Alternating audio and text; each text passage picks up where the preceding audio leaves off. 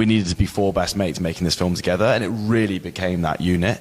And I think it's one of the blessings that we've taken from the film was our relationship with them. But what did you see in each of them? How did you find the two of them and work with them to develop this relationship so beautifully?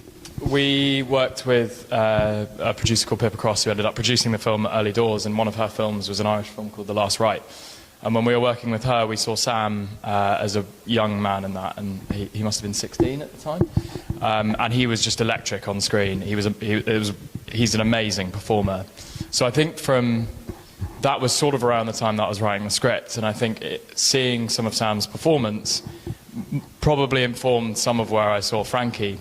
And we met Sam probably a year or two later, and instantly it felt right. I mean, he brings so many layers, and he's so electric, he's so charismatic.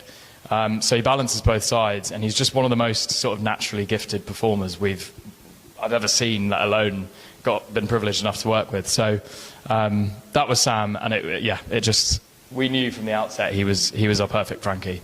Yeah, and then Callum sort of came into the mix when we were sort of doing chemistry reads, and I think we knew quite early on that it wasn't something that we could just cast to young men to do it. Like, we needed to find two people who had that chemistry, and that also, as you said, like, is the film. And if that fails, we don't have a film.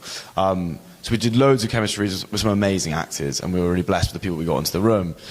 When we sort of spoke about Callum, and I had seen like Callum's work and followed his work for a long time, and he's a brilliant actor. And when we got him in the room, it was really exciting when we were having conversations with him and Sam, just how much chemistry there was there, and we knew that we could sort of find that. And I think Sam and Callum are really beautiful actors in their own right, totally different styles, which sort of weirdly complemented each other.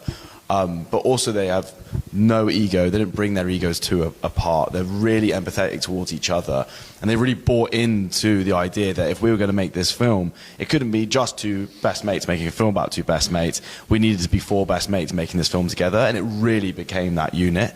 And I think it's one of the blessings that we've taken from the film was our relationship with them. But when we were on set, we all knew what we needed to do to achieve this film. And there was sort of this telepathic nature to filming trust and being vulnerable, and that was a big part of the film. We knew we needed to get them to dark places, and we knew we were dealing with really intense themes, and so like that trust and vulnerability had to be there between the four of us, and it was a really beautiful thing when we found it. It's an absolute blessing of ours.